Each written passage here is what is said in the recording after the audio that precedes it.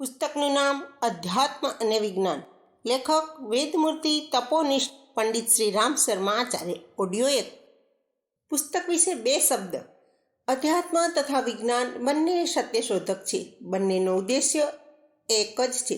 ફરક ફક્ત એટલો જ છે કે વિજ્ઞાન જ્યાં સ્થૂળ જગત નિખિલ બ્રહ્માંડને આધાર બનાવીને સત્યનું દર્શન કરવા માંગે છે, ત્યાં જ અધ્યાત્મ સૂક્ષ્મ જગત ભાવ સંસારના સહારે સત્યની પ્રત્યક્ષ અનુભૂતિ કરવા માંગે છે. બંનેનું પોતપોતાનું મહત્વ છે. કોઈની પણ ઉપેક્ષા કરવાનું અહિતકર સિદ્ધ થશે. પરંતુ એક વાત ધ્યાન રાખવી જોઈએ, વિજ્ઞાનનું મહત્વ સ્વીકારતા પણ તેનું વર્ચસ્વ સ્વીકારવું હાનિકારક થશે. આ ભૂલનું પરિણામ આજે પ્રત્યક્ષ રૂપે જોવામાં પણ આવી રહ્યું છે.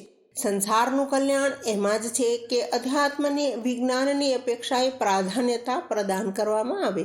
એમ કરવાથી જ ભૌતિક ક્ષેત્રમાં નિરંતર પ્રગતિ કરતા રહેવાની સાથે સાથે સુખ અને શાંતિના ક્ષેત્રમાં પણ પ્રગતિની સંભાવના જળવાઈ રહેશે અને આ વિશ્વ અનંત માનસિક અશાંતિઓ, યુદ્ધની ભયાનકતાઓ અને દુઃખની કરુણ રોકકળ તથા વિલાપથી બચી જશે.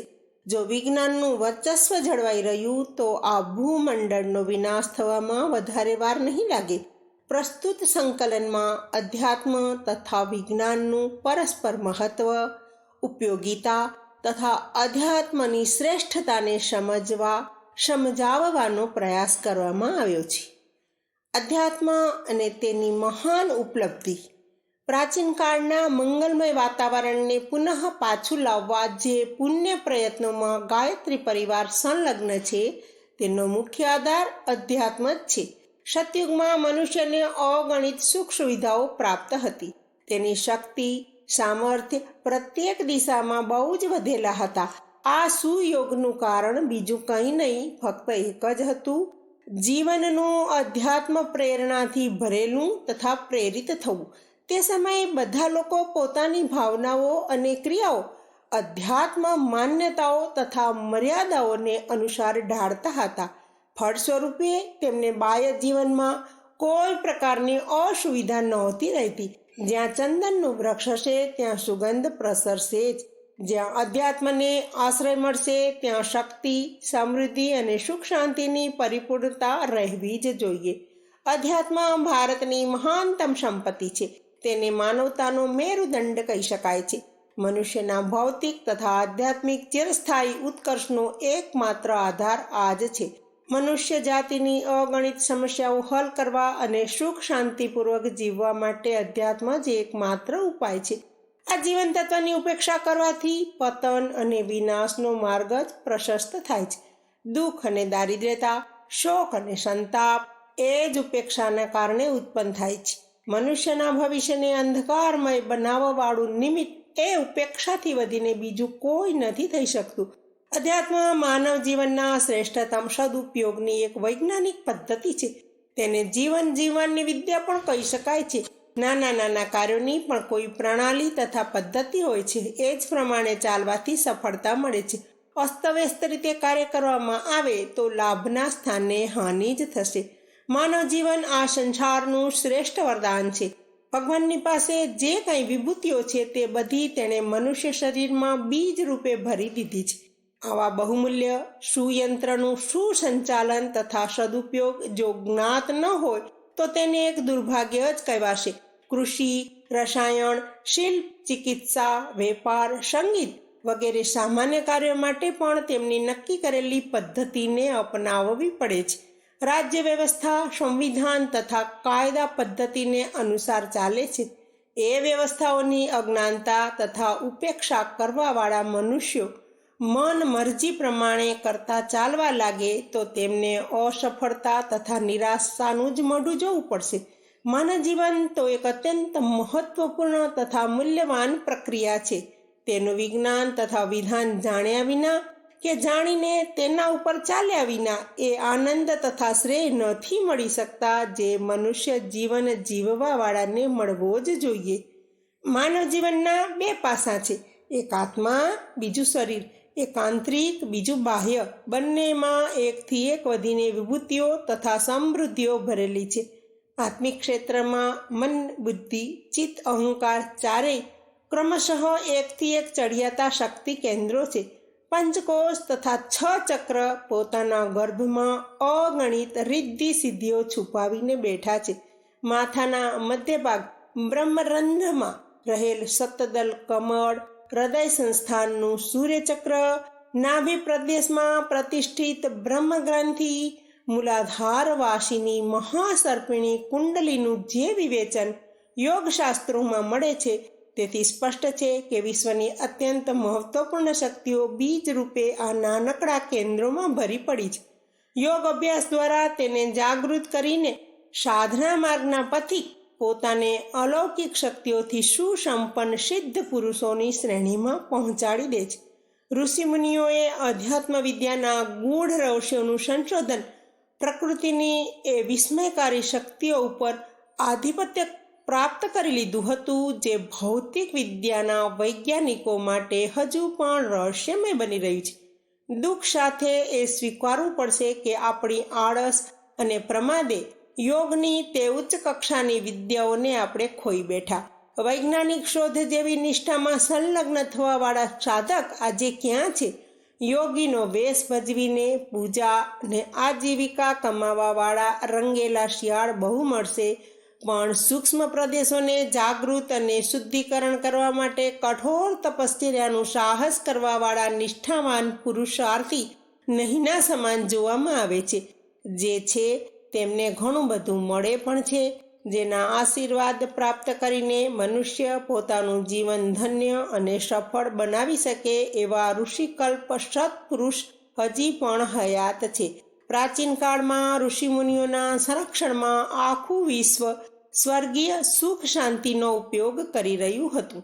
આત્મબળની મહત્તાનું ઉચ્ચ સ્તરીય પ્રકરણ રહસ્યમય છે, કઠણ અને કષ્ટસાધ્ય પણ છે. એ માર્ગ ઉપર ઓછા લોકો જ જઈ શકે છે. તો પણ આ તથ્ય સુનિશ્ચિત જ રહેશે કે આત્માના સૂક્ષ્મ કેન્દ્રોની સાધના રહસ્યમયી તથા ચમત્કારી પ્રતિફળ ઉત્પન્ન કરે છે. તેનું અવલંબન લઈને મનુષ્ય પોતાનું જીવન લક્ષ્ય પ્રાપ્ત કરવા ઉપરાંત સંસારની પણ એટલી મોટી સેવા કરી શકે છે જેટલી મોટામાં મોટી ભૌતિક ક્ષમતા સંપન્ન મનુષ્યોની સામેલ શક્તિઓની મારફત પણ સંભવ નથી. ઉચ્ચ કક્ષાની સૂક્ષ્મ સાધનાનું ફળ આકર્ષક, ચમત્કારી તથા આશ્ચર્યજનક તો અવશ્ય છે, કિંતુ એની સાધના પણ એ જ પ્રમાણે સમય સાધ્ય અને કષ્ટ સાધ્ય છે. બાળક બુદ્ધિના લોકો એ આશા કર્યા કરે છે કે થોડા દિવસોમાં નાનું મોટું કર્મકાંડ કરીને તે સ્થિતિની સફળતા પ્રાપ્ત કરી લઈશું.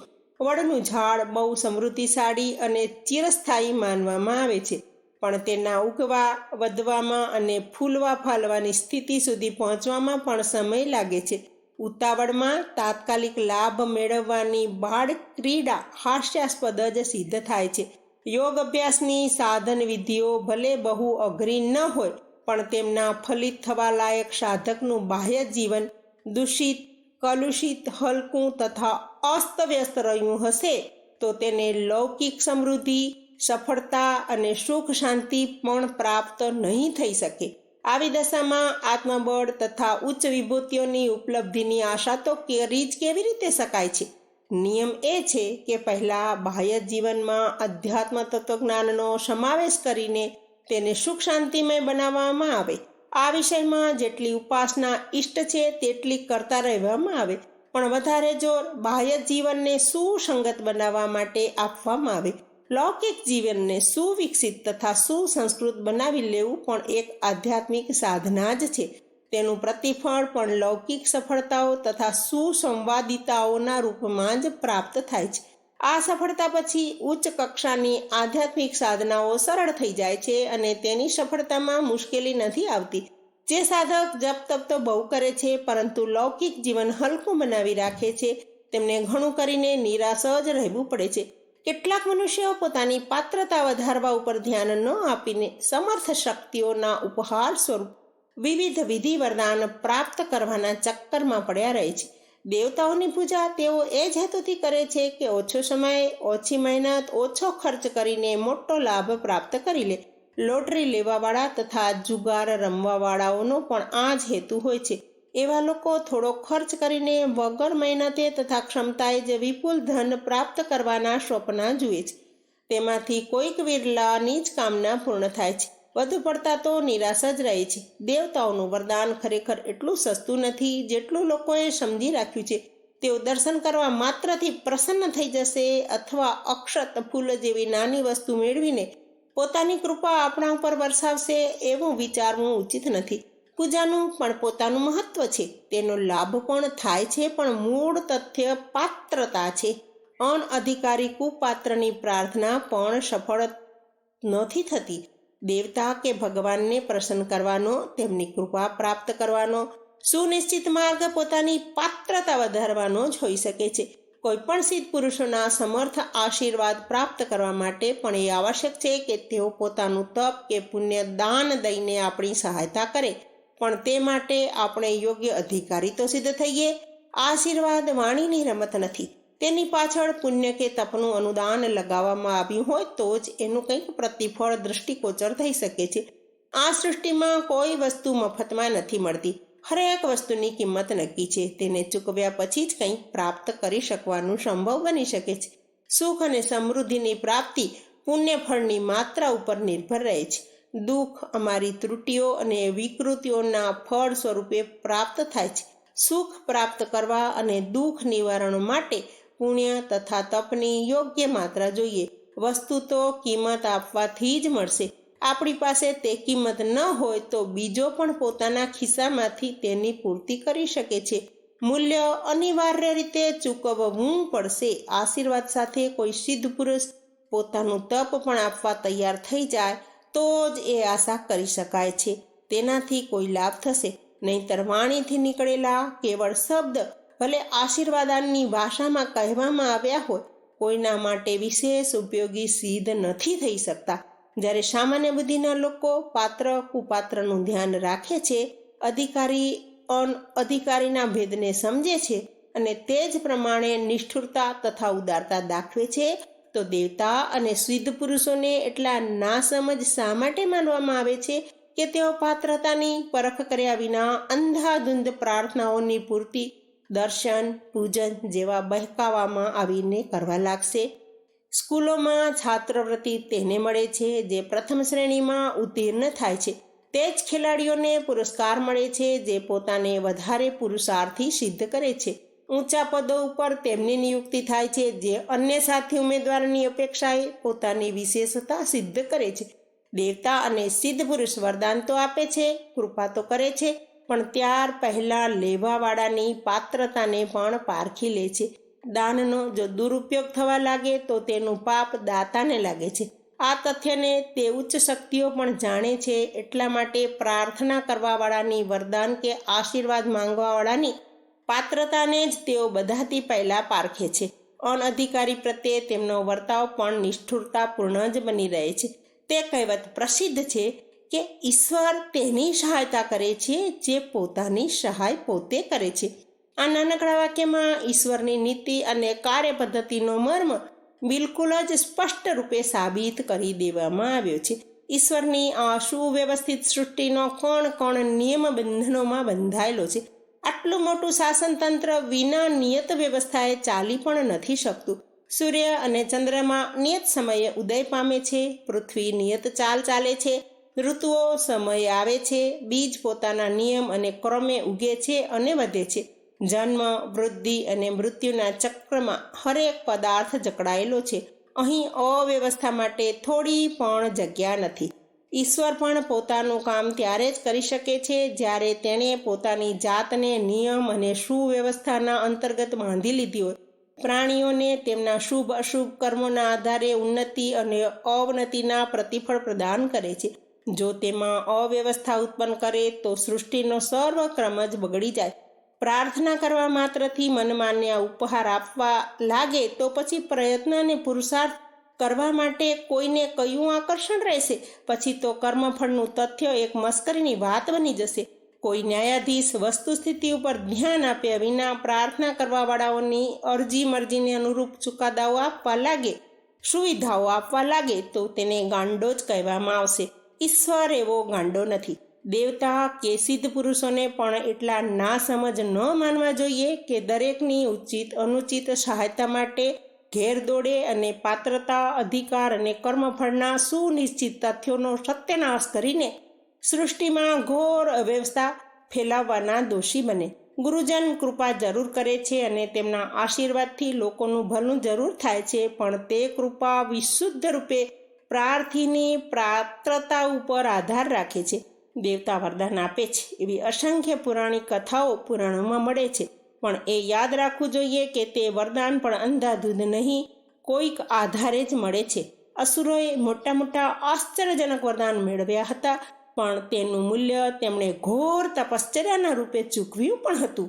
આપણી જેમ જો તેઓ પણ દર્શન કરીને કે ચંદન અક્ષત ચડાવીને થોડીક પૂજા પાઠથી મોટી મોટી આશાઓ રાખી બેસી રહેતા તો તેમને પણ આપણી જેમ જ નિરાશાથી વધારે બીજું શું હાથમાં આવત. દેવી કૃપા આપણી પાત્રતાના આધારે જ પ્રાપ્ત થઈ શકે છે. તેથી તેના માટે બહુ ચિંતા કે બહુ સંશોધન કરવાને બદલે પોતાની આંતરિક શ્રેષ્ઠતા વધારવા માટે પ્રયત્ન કરવો જોઈએ. સત્પાત્રોની યોગ્ય સહાયતા તથા માર્ગદર્શન કરવા માટે ઈશ્વરીય નિયમ પોતાની જાતે કામ કરે છે અને તેની પૂર્તિ અનાયાસે જ થતી રહે છે. ગુરુ શોધવા નથી પડતા, અધિકારીને તેઓ અનાયાસે જ મળી જ આવે છે. ફૂલો ખીલતા જ વગર નિમંત્રણે ભમરા તેની પાસે ગુંજન કરવા જાતે જ પહોંચી જાય છે. જ્યાં આગળ જેટલો ઊંડો ખાડો હોય છે ત્યાં તેટલું પાણી ભરાઈ જાય છે. ઓછો ઊંડો ખાડો મોટા સરોવરની બરોબર કેવી રીતે પાણી પ્રાપ્ત કરી શકશે? વાદળો ઉપર ઓછું આપવાનો દોષ ભલે તે લગાવ્યા જ કરે, પણ વસ્તુ સ્થિતિ એ જ છે કે છીછરાપણાએ જ તેને વધારે પાણી સંગ્રહ કરવાના લાભથી વંચિત રાખ્યું. વાદળોને સરોવર અને ખાડામાંથી કોઈની સાથે પક્ષપાત નહોતો. તેમણે સમાન વર્ષા કરી, પણ લાભ એમને પાત્રતા અનુસાર જ મળી શક્યો. ઈશ્વર, દેવતા કે સિદ્ધ પુરુષોથી વિવિધ વિધિ વરદાનોની કામના તથા પ્રાર્થના કરવાની સાથે સાથે આપણે આપણી પાત્રતા પણ જોવી જોઈએ અને તેને વધારવા માટે પ્રયત્ન પણ કરવો જોઈએ. અધ્યાત્મની મહિમાનો પાર નથી. તેના દ્વારા પ્રાપ્ત થવાવાળા લાભોની ગણના નથી થઈ શકતી. માનવ જીવનની શ્રેષ્ઠ વિભૂતિ તે જ છે. આંતરપ્રદેશમાં રહેલી રહસ્યમયી શક્તિઓના જાગરણથી મનુષ્યનું રૂપાંતર દેવત્વમાં થઈ શકે છે, પણ તે માર્ગ ઉપર ચાલવાવાળાએ એટલું તો ધ્યાન રાખવું જ જોઈએ કે ઉપાસના વિધાનોની જેમ વ્યવહારિક જીવનને ઉત્કૃષ્ટ તથા શુદ્ધ બનાવવું પણ જરૂરી છે. તેના વિના કઠોર સાધના પણ નિરર્થક સાબિત થાય છે.